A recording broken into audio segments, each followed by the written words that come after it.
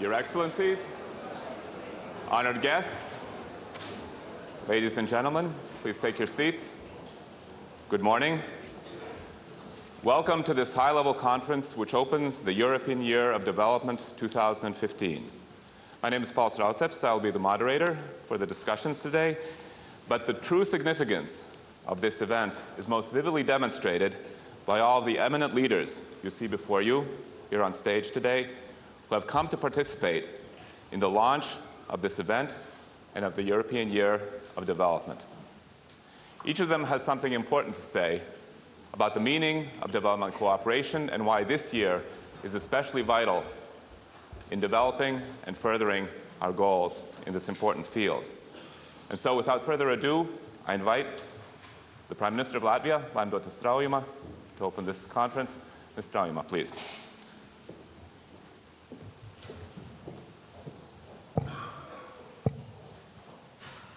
Cienījamie klātesošie, pirms es sāku savu runu, es gribu lūgt mūs visus uz mirkli klusuma, pieminot tos cilvēkus, kas gāja bojā Francijā. Lūdzu.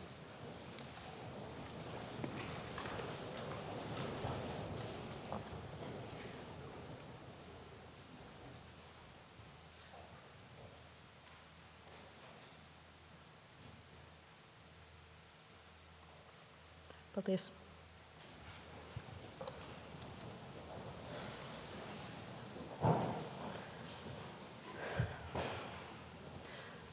Augsti godātās ekscelences, ministri, komisāri, Eiropas komisijas priekšsēdētāja kungs. Man ir patiesas gods šodien Rīgā atklāt Eiropas tematisko gadu attīstībai. Šis tematiskais gads ir unikāls, simbolisks un iedvesmojošs vairāku iemeslu dēļ.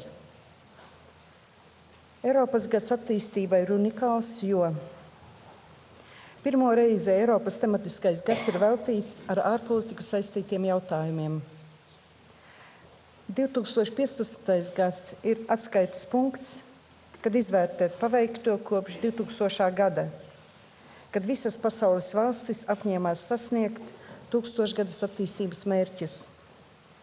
Šie mērķi, kas ir vērsti uz nabadzības mazināšanu, veselības, izglītības un vides jautājumu risināšanu, ir panākuši daudz. Kopīgiem spēkiem šajā laikā esam samazinājuši badā dzīvojušo cilvēku skaitu par 700 miljoniem. Gandrīz uz pusi ir samazināta māšu mirstība dzemdību laikā. Gan arī vienlīdzīgs skaits meiteņu un zēnu mācās pamatskolā. Esam nodrošinājuši pieeju dzeramajam ūdenim 2,3 miljārdiem cilvēku. Tūkstošgadas attīstības mērķu sasniegšana vienmēr ir bijusi svarīga Eiropas Savienībai. Eiropas gada attīstībai atklāšana Rīgai ir simboliska, jo Latvija ir viens no visredzamākajiem piemēriem attīstības sadarbības efektivitātei un rezultātu ilgtspējai. Pēc neatkarības atjaunošanas Latvija līdz ar vairākām, jau ilgadējām Eiropas Savienības dalību valstīm saņēma atbalstu no citām valstīm. Šobrīd Latvija ir viena no visstraujāk augošajām ekonomikām Eiropas Savienībā. Ir NATO dalību valsts un ir ceļā uz iestāšanos OECD. Tik veiksmīga pārejas pieredze bez Eiropas Savienības un citu valstu atbalsta nebūtu bijusi iespējama. Dāmas un kungi, cienījamie klātesošie, šādi veiksmes stāsti ir nepieciešami visiem. Latvija ar savu ekspertīzi un pieredzi, jo īpaši atbalsta Austrumu partnerības un Centrālāzijas valstu attīstību. Tādēļ man ir patiesas prieks šeit redzēt Grūzijas premjerministru Irakli Garibašvili,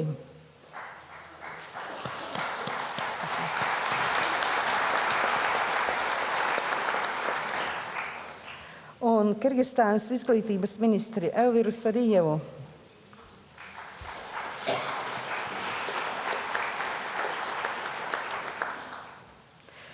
Mūsu pienākums ir stiprināt šo valstu izvēlēto attīstības ceļu, palīdzēt tām savus mērķus sasniegt ātrāk un ilgspējīgāk. Eiropas gads attīstībai ir iedvesmojošs, jo Eiropas Savienības pilsoņiem ir pienākums zināt un būt lepniem par padarīto. Par Eiropas Savienības sniegtu atbalstu cilvēku pamattiesību īstenošanā. Un tas būtu demokrātiskā valsts pārvaldē, izglītībā, dzimumu līdztiesībā, cilvēku cienīga darba, ūdens un pārtikas nodrošināšanā. Tieši tādēļ man ir prieks, ka šī gada laikā par sasniegtajiem rezultātiem mēs runāsim kā lauku reģionos, tā pilsētās, kā skolās, tā uzņēmumos, kā bibliotekās, tā kinoteātros un sporta laukumos. Lai šis gads veicina mūsu iedzīvotāju aktivitāti un iesaista labākas pasaules veidošanā. Dāmas un kungi, draugi, attīstības sadarbība ir katras valsts, katra individa pienākums. Tā ir cilvēcības un solidaritātes izpausme. Mēs esam daļa no pasaules ekosistēmas. Mūsu interesēs ir miers un stabilitāte pasaulē, rūpes par vidi un cīņa ar klimata pārmaiņām, ilgspējīga ekonomiskā izaugsme, kā arī nabadzības un epidēmiju izskaušana. Šis gads, lai kalpo par iespēju katram eiropietim izvērtēt savas valsts un Eiropas Savienības kopīgo devumu mūsu pasaulē, mūsu cīņai un jo īpaši mūsu nākotnei. Un līdz ar to Eiropas gads attīstībai tiek atklāts. Paldies jums visiem!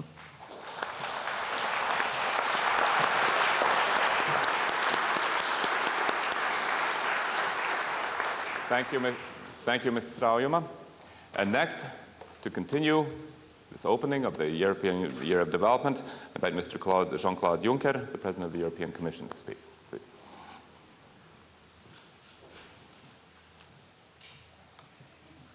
Prime Minister, Madam President, Ministers, Commissioners, ladies and gentlemen, dear friends, je suis heureux d'être en Lettonie aujourd'hui, as it seems you are not fluent in French. But French is one of the official languages of the European Union. Some of the Europeans have forgotten that. I want to restore the influence of the French language because it's a beautiful language.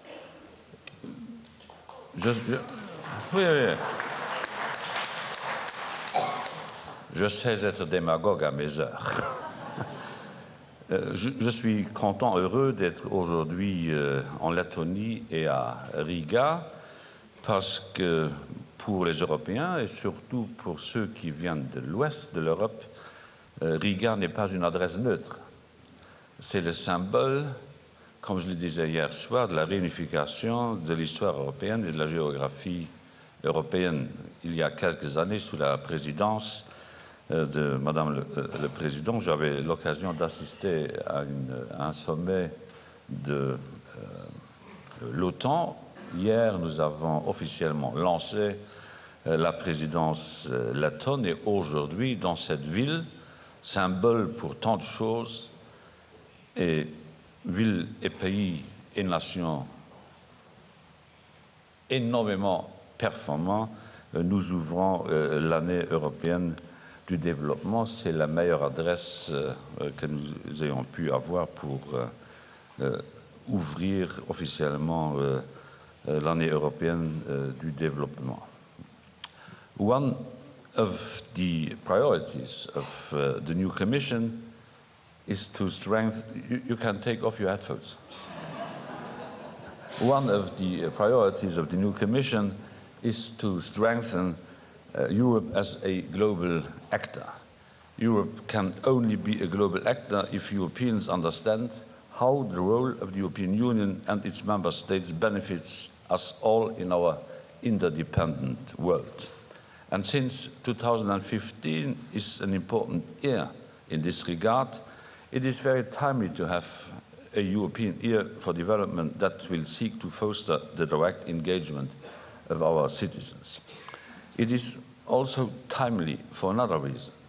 2015 is the deadline for meeting the UN Millennium Development Goals. At the end of this year, we will replace them with a new global agenda, the so-called post-2015 development agenda.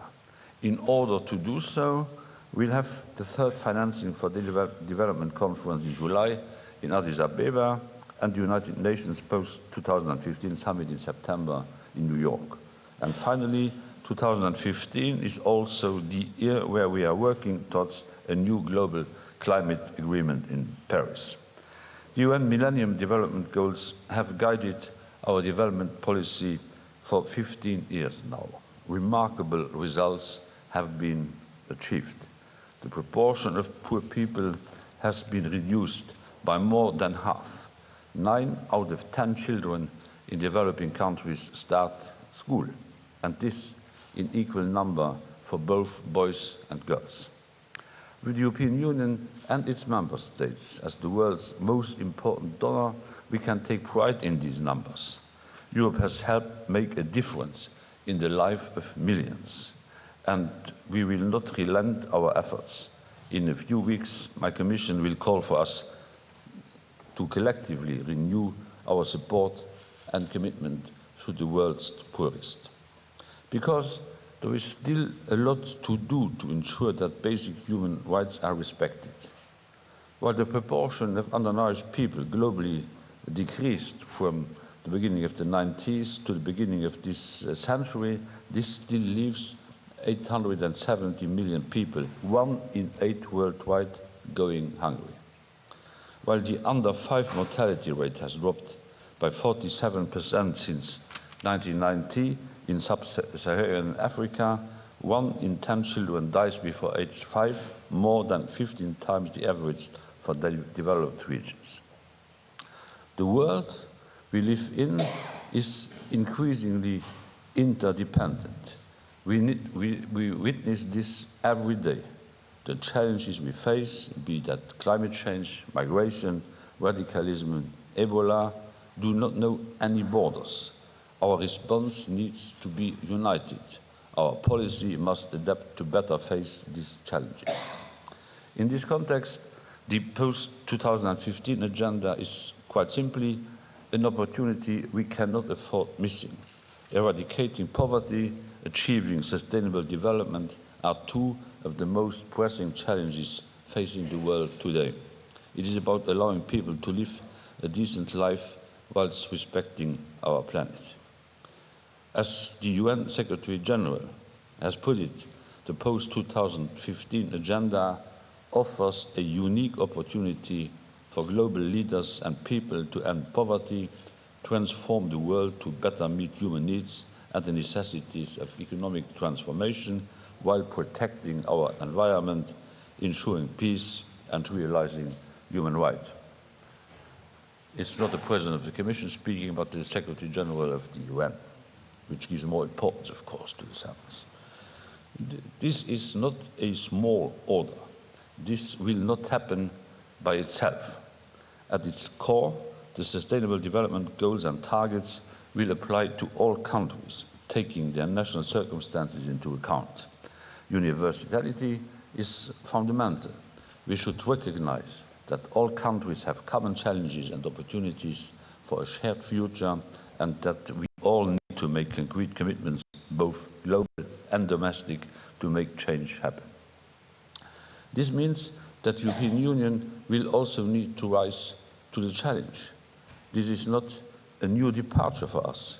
We are already committed to sustainable development at home and abroad and to global solidarity. But we will need to do more, and we will need to do more and better. And crucially, we also need to get others to do the same and contribute their fair share. My Commission will work closely with other European institutions, our Member States, and of course our international partners to make sure we deliver. I would like to call on all European citizens to accompany us in these efforts. Ladies and gentlemen, we are gathered here to launch the European Year for Development. It will be a year in which we will see actions all over Europe, in all member states, among civil society and from all European institutions. The motto of this European year we owe to the European Parliament embodies this well: our world, our dignity, our future. Each individual has a role to play for a more sustainable and peaceful world. We want to tell stories from around the world to show that wherever we are from and wherever we want to go, our aspirations are the same: a stable, peaceful world, education for all of our children, jobs for young people, a decent life on the planet of which we need to take better care. Meine sehr verehrten Damen und Herren, ich bin froh, glücklich. Okay. I'll give you some privacy in order to adjust you to different languages. And I'm promising you I will not express myself in Luxembourg, because there are only 2 people in this room who are fluent in Luxembourg. Was ich sagen wollte, ist, dass wir uns vor Augen führen müssen und es im Herzen tragen sollen, dass Europa, die europäische Integration, das europäische Einigungswerk keine Erfindung der Europäer nur für die Europäer sind. Europa hat Aufgaben für sich selbst, Europa hat aber auch Aufgaben in der Welt, denen wir uns stellen müssen. Wir dürfen nicht im Wohlstandsegoismus weitester Teile der Europäischen Union versinken. Wir haben dafür zu sorgen, dass das, was uns selbstverständlich erscheint, auch anderen zugänglich gemacht werden kann. Weil das so ist, bin ich Herrn Andris Gobins sehr dankbar, dem Präsidenten der Europäischen Bewegung Lettland sehr dankbar, den Mitgliedern des Wirtschafts- und Sozialausschusses der Europäischen Union im Europäischen Parlament sehr dankbar, die Idee, dieses Jahr zum Europäischen Jahr der Entwicklung erklärt zu haben, weil es wichtig ist, dass wir als Europäer, als Vertreter des reichsten Kontinents der Welt uns dauerhaft von der Notwendigkeit neu überzeugen müssen, dass wir eine Botschaft an die Welt zu vermitteln haben. With the active help of all, we can change the way we speak about these global targets. We should all bring this year to life. We have some fantastic stories to tell about our world, our dignity, our future. Let's tell them together. May I now declare, together with Lamdotta, the Prime Minister, the European Year for Development open. Thank you for listening.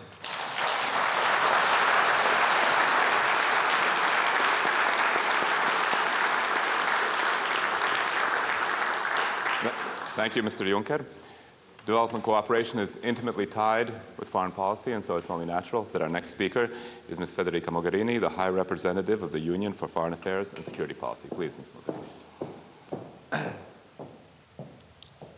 I will not challenge you with my Italian, I guess. President, Prime Minister, Ministers, Commissioners, Members of Parliament, Excellencies, distinguished guests, ladies and gentlemen, and friends.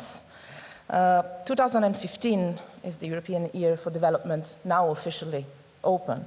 And I would like to thank Latvia and the Latvian Presidency for organizing this launching event today, and also and particularly for the words that the Prime Minister pronounced today about the need to make this year not just a European Union institutions year, but a European year, reaching out to the people everywhere, to the European citizens, and probably far beyond the European citizens, to make it sure that it's a year that involves all, with the help and support and the major role of civil society, starting from NGOs, but also media, think tanks, universities, public opinion in general. 2015 is an essential year not only for development, but for two major world governance processes. Sustainable Development Goals framework that will be renewed after 2015, during 2015, the post-2015 agenda, and climate change negotiations. So the agenda this year is now global and universal. And I think it is a great chance to move away from the traditional North-South logic. We have three challenges in front of us this year, and with this year for the next decades probably. One, whether the emerging economies and other advanced developing countries accept to take more responsibilities in terms of their own commitments and also in terms of support to others in the new framework. Second challenge is for ourselves.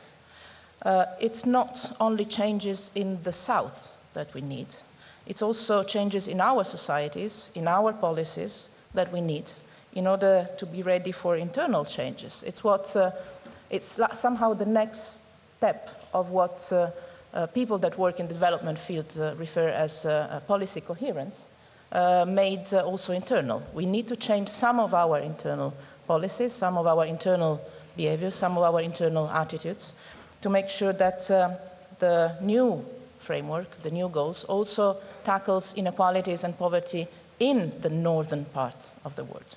And third challenge is to address all the dimensions of sustainable development. Ensure a rights-based approach, address structural economic transformation, sustainable management of natural resources, climate change, sustainable consumption and production, gender equality, good governance, democracy, rule of law, as well as peaceful societies and freedom from violence. The UN post-2015 agenda is a case in point for such a comprehensive view. Not only does it combine poverty eradication and sustainable development, it also seeks to address the structural causes for the non-fulfillment of the goals. It has been mentioned in the beginning that we live now in a far better world than it was some decades ago. Still, we know also that some of the goals have not been met, and I think this year is the good chance to look at why the goals that we haven't met yet haven't been met. And the structural causes for non-fulfillment in many cases lies in bad governance, inequalities, non-respect for human rights, and violent and unsafe societies. With the Millennium Development Goal framework, we have learned that setting goals can help in mobilizing critical political will and resources for development, and I would underline resources, which are never enough and should be enough, and also further development progress. However, the Millennium Development Goals did not adequately address the way development, human rights, and peace and security interact for a sustainable outcome. Evidence clearly shows that violence and security are not only in themselves a dramatic and unacceptable phenomenon in our society, being it in crisis area or being it in the very same heart of Europe. Violence and insecurity have also undermined sustainable development in the attainment of the Millennium Development Goals. On average, it is estimated that a country that experienced major violence over the period from 1981 to 2005 has a poverty rate 21% higher than a country that saw no violence. Without peace, it is also much harder for countries to sustainably manage their natural resources, build resilience to natural disasters. The challenge goes far beyond fragile and conflict-affected states, however, as it is estimated that worldwide, each year, over 1.4 million people lose their lives to violence. And I think that today it is of great importance what some of us were here, Je suis Charlie, and the minute of silence we have started our meeting with. I think we have to realize more and more how things are interconnected, internally and externally, and how much the challenge that President Juncker just described of our new Commission trying to work hand in hand in all different sectors, being it internal or external, is vital for our own interest and security, not only for the benefit of the rest of the world. But experience also shown that failure to establish legal frameworks consistent with human rights standards, as well as poor governance, can become key obstacles to sustainable development.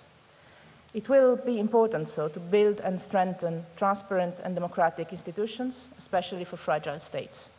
Effective, responsive, and accountable institutions that deliver services, give people a voice, and uphold human rights and the rule of law are fundamental to free people from fear of violence, provide personal security, and avoid impunity.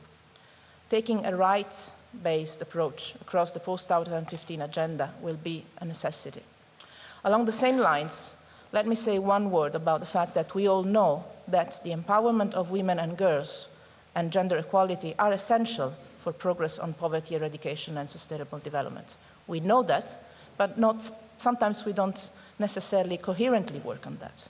When we secure the rights of women and girls, we are not only investing in equal societies, we are also untapping the potential of half, at least I would say half of the world's population, with a multiplying effect in societies and within societies.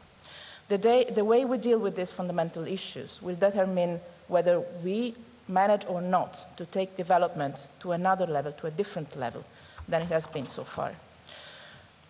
Now, if we are successful this year, 2015 could become a silent landmark in the world's history.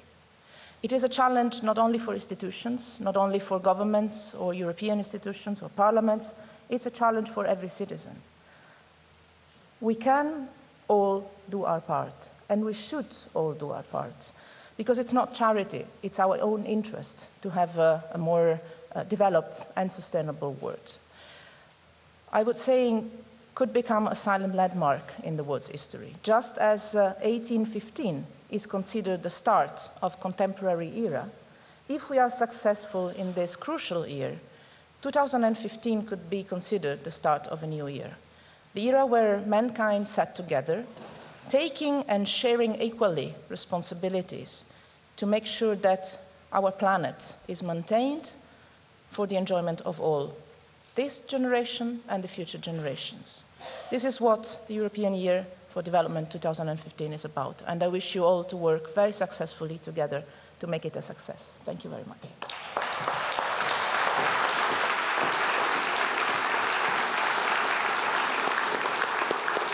Thank you, Ms. Mogherini.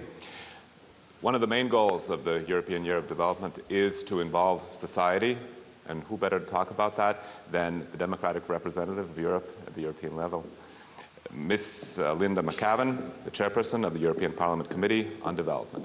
Please. Well, thank you very much for inviting me here today to talk to you. Prime Minister, firstly, on behalf of the European Parliament, can I thank you for hosting the launch event today? And it's a very encouraging sign of the commitment of you and your presidency to development issues. And I look forward to working with you and your ministers in the coming 6 months. President Juncker, High Representative, the Parliament is delighted that you have put development policy high on the agenda in your work programme for 2015. And I think your presence here today shows that commitment that you have, and that I know we can work together to have a good European Year for Development and lay a strong foundation for the coming years. Now, I wasn't the chair of the European Parliament's Development Committee when the decision was taken to have this year as the European Year for Development. And I was told by colleagues, well, the idea came within the European Parliament. But last night, I went to the 10th birthday celebration of La Paz, the Latvian NGO. And they told me, and I have it confirmed since, that the idea indeed came from NGOs in Latvia to have the year. And they pushed the idea. So I think we should congratulate the NGOs from Latvia.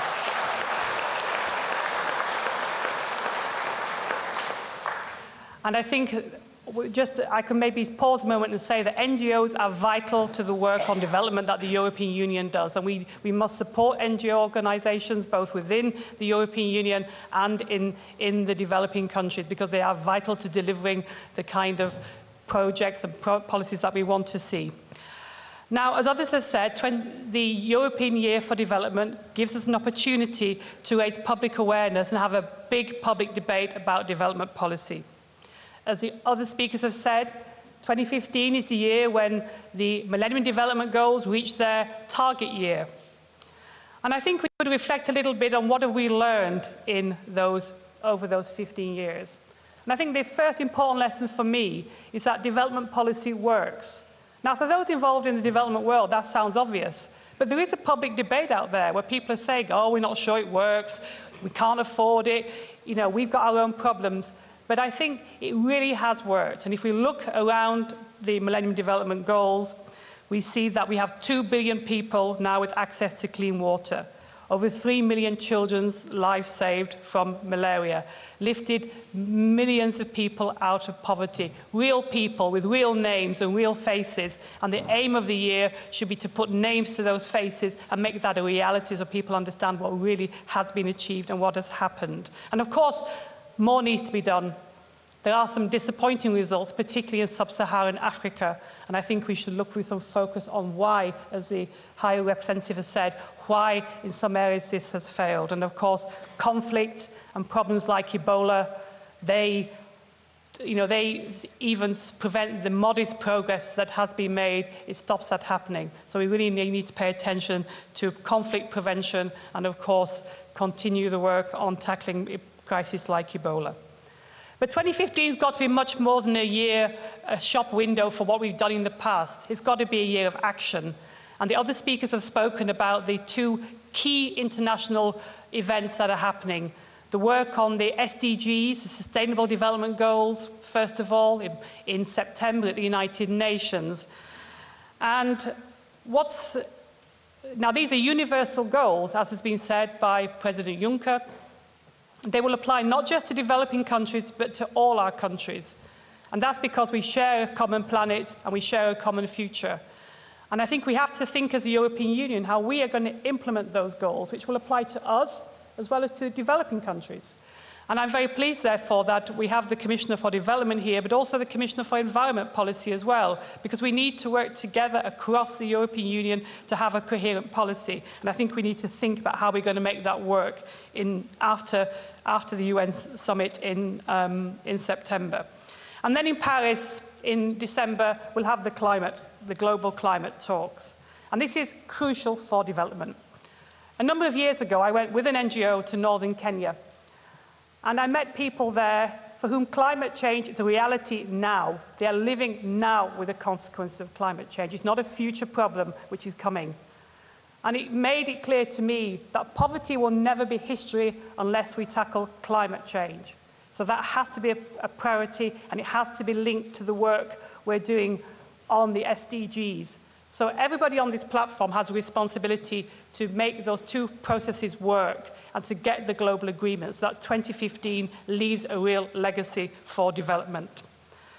But during this year as well, in 2015, the European Commission is updating its Gender Action Plan.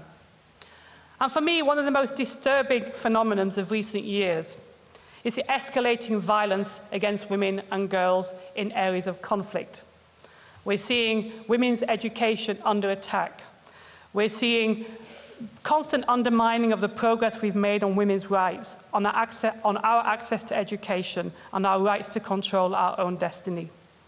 Now, the European Parliament has shown its determination to stand up for women and girls by awarding the Sakharov Prize for Freedom of Thought to Malala in 2013 for the extraordinary courage she has shown in defending the right of girls to an education. And just before Christmas this year, we gave the 2014 prize to Dr. Denis Mukwege for the extraordinary work that he and his team are undertaking in very, very difficult conditions in the Panzi Hospital in the DRC. And there they treat women and girls who are victims of the violent conflicts. And the things that he told the Parliament brought tears to everybody's eyes. The appalling atrocities that we're seeing in that country. And so I hope that in 2015, in this European Year of Development, the Commission and all the institutions will work very hard on gender issues, and I hope I can count on your support to make that a reality in 2015. So, 4 goals for me for 2015.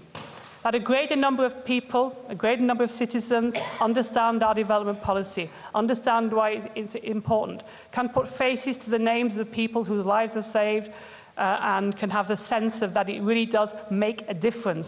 And I think we need to get that through across in our policies. We need to get a wider understanding of the debate on the Sustainable Development Goals, so that people have ownership of these goals and understand what they mean both for the developing world but in their own countries as well. Within the EU institutions, we need to work hard on how we're going to implement the SDGs, how we're going to make sure they really deliver something concrete. They're not just words on paper. We have to have some clear targets, and they have to be monitoring to make sure they're met. And last but not least, I think we should work together to pick up some concrete proposals in our year of development that illustrate the way the EU's values on development work, some concrete projects. I look forward to working with the Commissioner for Development on some ideas in this area. I know there are some ideas already out there, and I think we should work on them.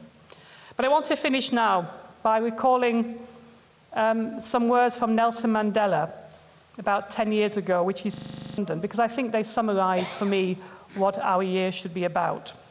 He said that, like slavery and apartheid, poverty is not natural. It is man-made, and it can be overcome and eradicated by the actions of human beings. While poverty persists, there is no true freedom. And overcoming poverty is not a gesture of charity. It is an act of justice. It is the protection of a fundamental human right, the right to dignity and a decent life. That chimes very well with our motto for the European Year of Development, and I can think of no better person or words to inspire our year ahead. Thank you very much.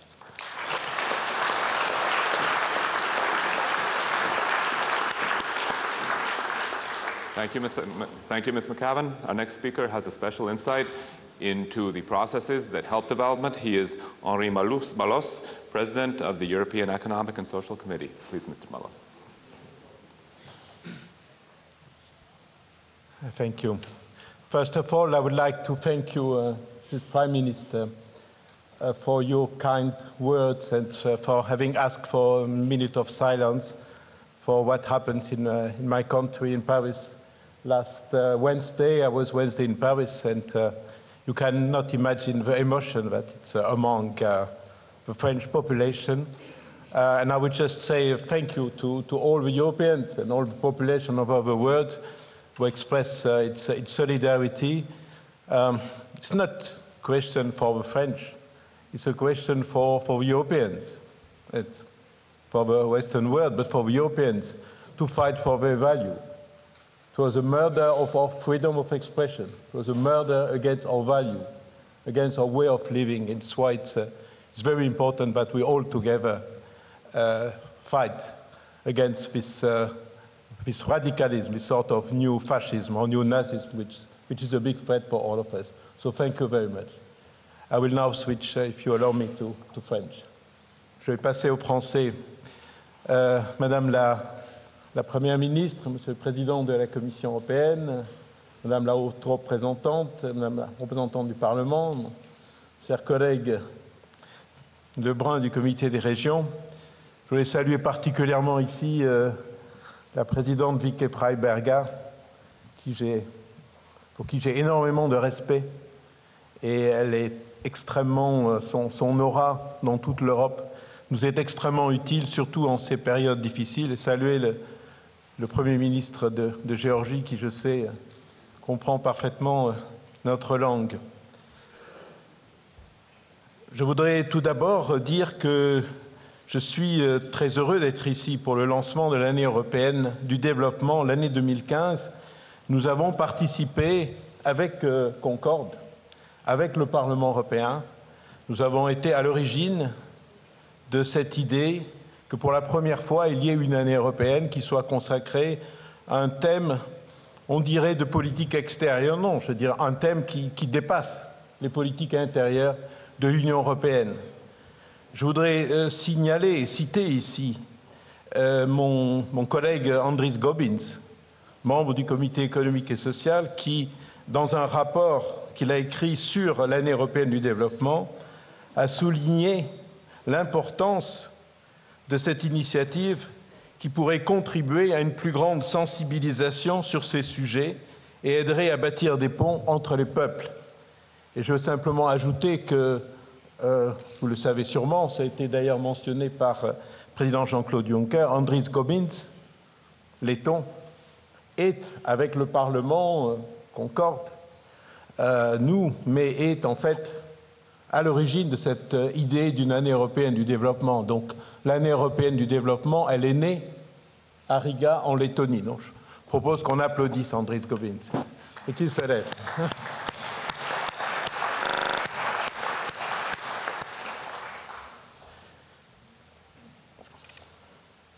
La politique de développement est d'une importance primordiale. Notre ennemi, bien sûr c'est le terrorisme, bien sûr ce sont tous les malheurs, mais notre ennemi d'abord, c'est la pauvreté et le manque de développement. La pauvreté et le manque de développement et le manque de dialogue qui fournissent le terreau qui est propice au développement du terrorisme.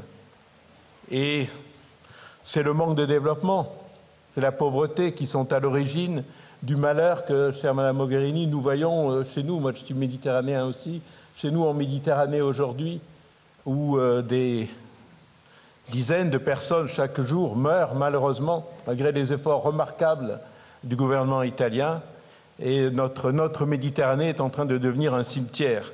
C'est le manque de développement qui est à l'origine de ce drame. L'Union européenne, il ne faut pas l'oublier, elle est basée sur des valeurs. Ce doit être le principe et le fondement de toutes nos activités. Et ce que nous faisons à l'extérieur de l'Union européenne, avec nos voisins et au-delà, doit être avant tout d'abord fondé sur nos valeurs. Nos intérêts peut-être, mais d'abord nos valeurs. Et on l'oublie très souvent. Je remercie Madame Mogherini d'avoir, vous avez mentionné la question de l'équilibre entre les hommes et les femmes et l'égalité. Ce sont des principes fondamentaux que nous devons mettre en avant. Il ne faut pas imposer nos valeurs, mais il faut que nous les respections nous-mêmes et que nous respections aussi celles des autres, mais que nous fassions, nous expliquions quelles sont nos valeurs. Il faut développer un dialogue d'égal à égal avec nos partenaires, en se rappelant les principes d'origine de la politique européenne d'aide au développement. Moi, je me suis engagé dans ma passion pour l'Europe il y a plus de 40 ans, c'était la Convention de Lomé. Et la Convention de Lomé, les Européens de l'époque étaient très fiers parce qu'on disait, et je me souviens de mes études et après quand j'ai commencé, elle n'est pas octroyée, cette aide au développement, elle est négociée, partenaire d'égal à égal. Et je pense qu'au cours de ces dernières années, malheureusement, ça a été un petit peu oublié. Et moi, je trouve qu'il faut que nous revenions. L'Union européenne est un modèle d'intégration régionale. C'est un modèle utile pour l'ensemble du monde. Et c'est important que, dans notre politique de développement, nos valeurs de démocratie participative, de la société civile, d'égalité entre les hommes et les femmes, de rôle de la société civile, d'inclusion sociale, tous ces éléments-là, de respect de l'environnement, soient présents en premier lieu dans les concepts de l'aide au développement. Mais il faut aussi, à notre avis, l'avis du Comité économique et social, revoir les méthodes de fonctionnement de cette politique.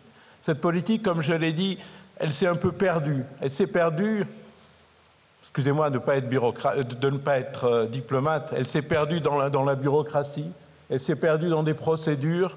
On fait maintenant beaucoup d'aides directes aux États, mais où va l'argent? Et il y a un manque de fierté, un manque de prise de conscience des citoyens européens et des citoyens du monde, alors que quantitativement, cette aide, elle s'est accrue considérablement depuis 40 ans. L'Union européenne est la première fournisseur d'aide au monde, mais il n'y a ni visibilité, ni chez nous, ni à l'extérieur. Donc il y a un véritable problème, il y a vraiment besoin de réformes.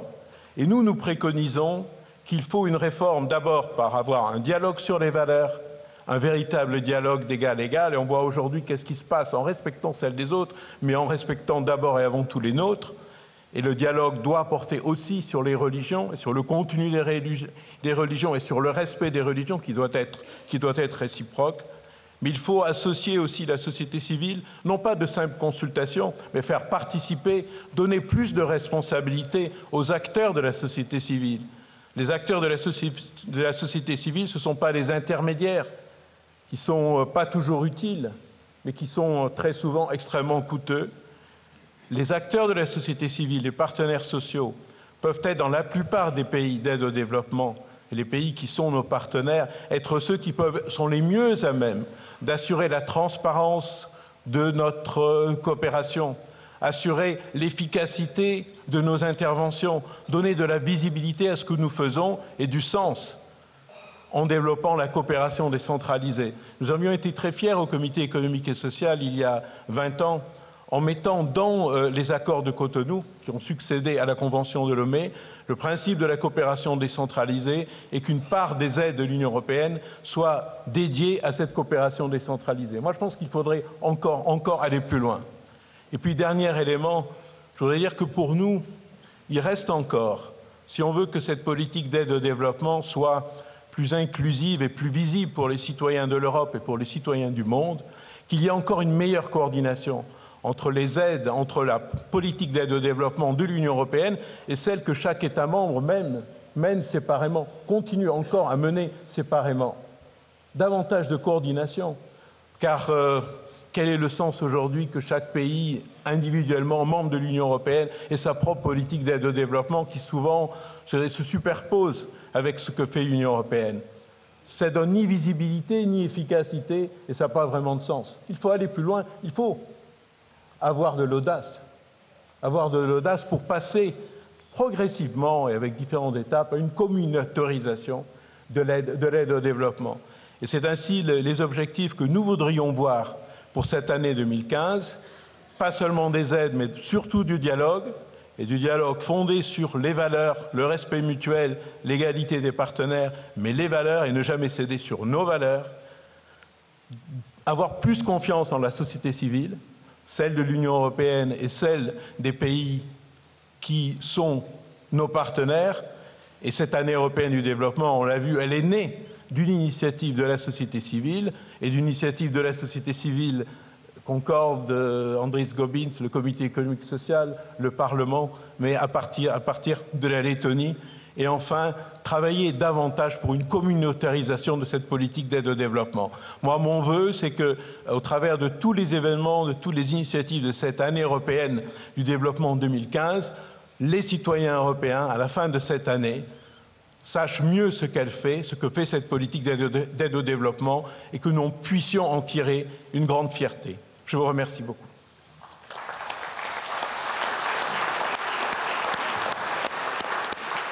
Thank you, Mr. Malos. We heard about the importance of the regions in making sure that development cooperation is known and understood and supported by all European citizens, and so I give the floor now to Mr. Michel Lebrun, the President of the Committee of the Regions, to talk about this important effort. Please. Madame le Premier ministre, Monsieur le Président de la Commission européenne, Madame la Première vice-présidente, haute autorité pour les affaires étrangères, Mesdames et Messieurs les commissaires, mon cher collègue du Comité économique et social européen, Mesdames, Messieurs, à votre titre et qualité, je souhaite d'abord, Madame la Première ministre, féliciter la présidente lettonne du Conseil de l'Union pour avoir associé la voix des autorités locales et régionales au lancement de cette année européenne pour le développement 2015.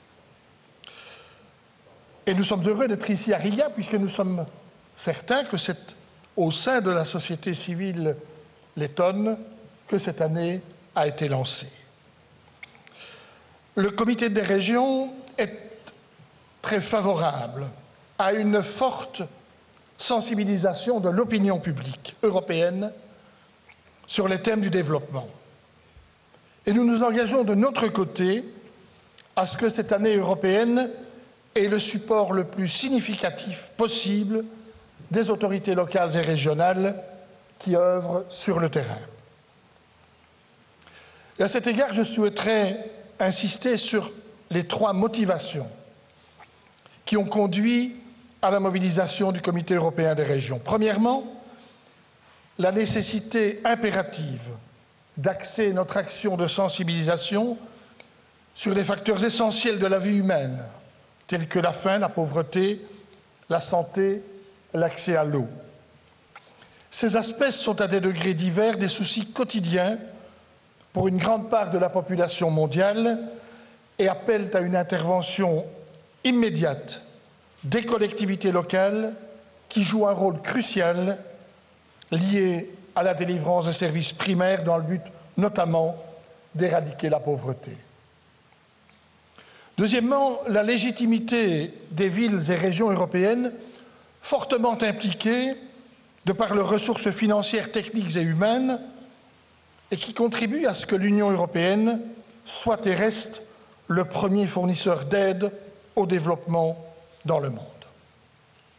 Dans ce contexte, nous ne devons pas oublier qu'elles sont par conséquent des partenaires essentiels pour asseoir son influence sur la scène internationale, tant pour promouvoir les valeurs qu'elles portent que pour peser sur les choix globaux en la matière.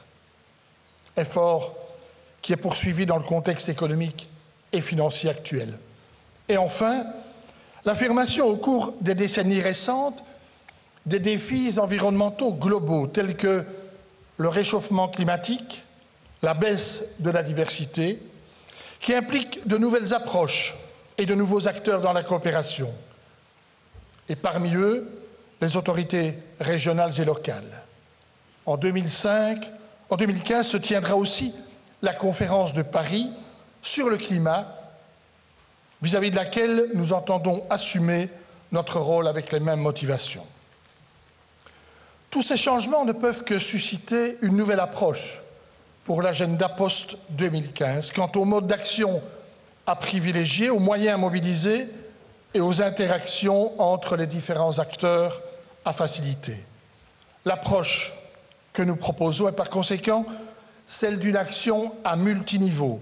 En agissant les uns sans les autres, nous risquons en effet de perdre notre pari commun.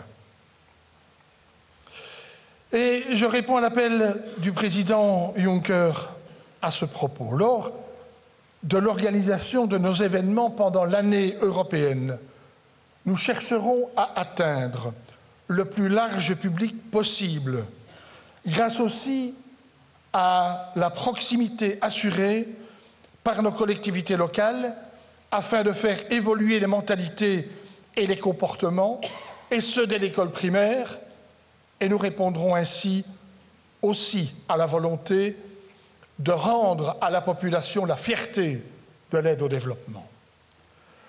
Le Comité européen des régions organisera par ailleurs plusieurs manifestations, dont les assises de la coopération décentralisée avec la Commission européenne, et ce, les 1er et 2 juin 2015. Elles réuniront les autorités locales et régionales de l'Union, celles des pays en développement, ainsi que les représentants des institutions européennes et des États membres, pour un dialogue sur la mise en œuvre de la politique de développement durable et pour échanger les bonnes pratiques qui constituent notre capital commun.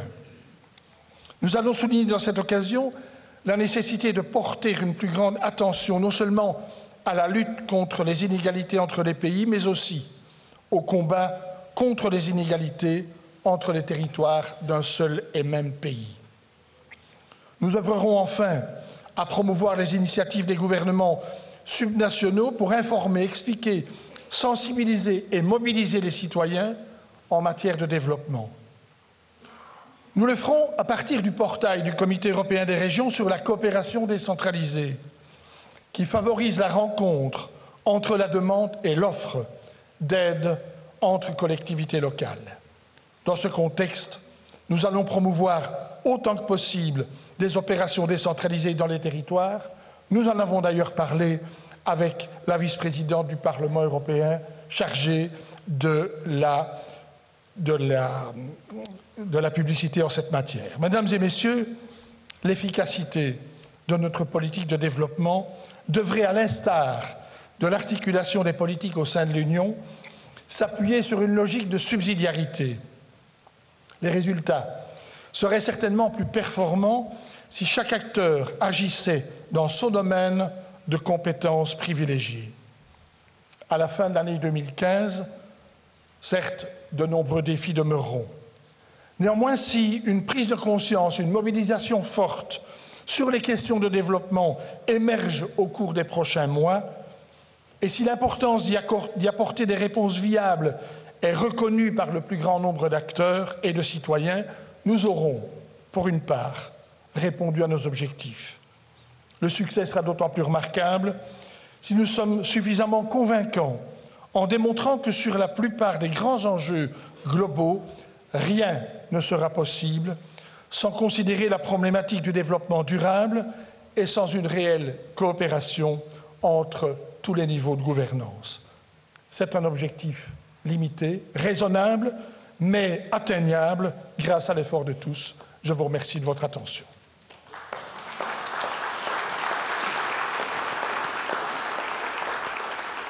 Thank you, Mr. Lebrun. We've heard a great deal about the importance of civil society, and so it's entirely appropriate that this beginning should be concluded by Mr. Seamus Jefferson, the Director of Concord, a civil society organization. Mr. Jefferson. Thank you very much. Thank you, Prime Minister, for the invitation. As is often the case when one is the last speaker, much of what one wanted to say has been said and said better by the previous speakers.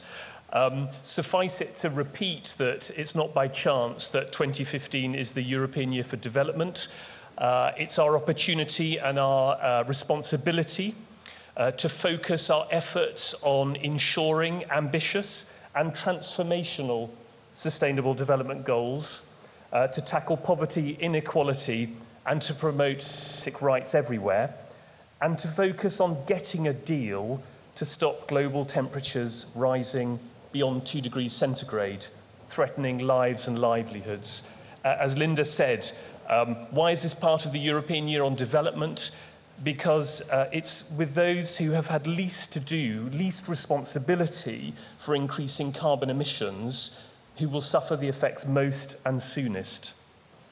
So in the European Year of Development, European civil society from across the continent has high ambitions for itself and for its politicians in showing leadership and example on these two critical issues of our time. My confederation, Concord, represents major non-governmental development organisations from across the 28 states of the European Union. Our organisations represent millions of citizens committed through their voluntary work, their contributions, their choices as consumers, their work in the four corners of the globe to show solidarity with and fight for the basic rights of the poorest and most marginalised people globally. We want to use this year to highlight a new way of thinking about global poverty, global injustice, and global inequality, and to reach new audiences across the whole EU. To talk about what Europe gives, but also about how Europe lives, and how our lifestyles, consumption, and policies, from trade to agriculture to migration, affect other people in the world. We need to take this conversation beyond this room. Policy changes require public backing. So beyond institutions and policymakers, we see the European Year as a moment to discuss this new narrative on development with people outside our sector and organisations, with young people, environmental NGOs and movements, those promoting the fight against inequality, poverty and social exclusion here in Europe, human rights organisations, consumers, business people, trade unions, and in the newer member states of the EU, like Latvia, where the public has a quite different relationship with development than the former colonial powers of Western Europe. We need to have this conversation with a wider audience to ensure that Europe's tradition of global solidarity continues and grows. Discussing the external policies of the EU in times of ongoing economic and social hardship will not be easy.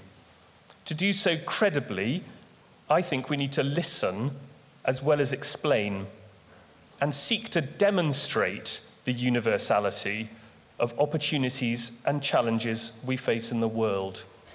Poverty, even hunger, Discrimination and inequality, injustice exist and need to be fought everywhere, including in Europe. For us, a successful European year will be one in which we build lasting relationships and alliances with our colleagues across civil society by demonstrating the universality of our message and common cause. Like the other speakers, I also want to pay tribute to some of the originators of the idea of the European year. Andris has been mentioned, Marius Wanda sitting next to him from World Vision and from Concord, and also from the European Parliament, and Charles Goerens, Linda, on your committee, who's been very tenacious in making this a European year, and I think we should pay tribute to them for ensuring that we're here today. So we in civil society look forward to an exciting and certainly a challenging year in which so much is at stake. Thank you.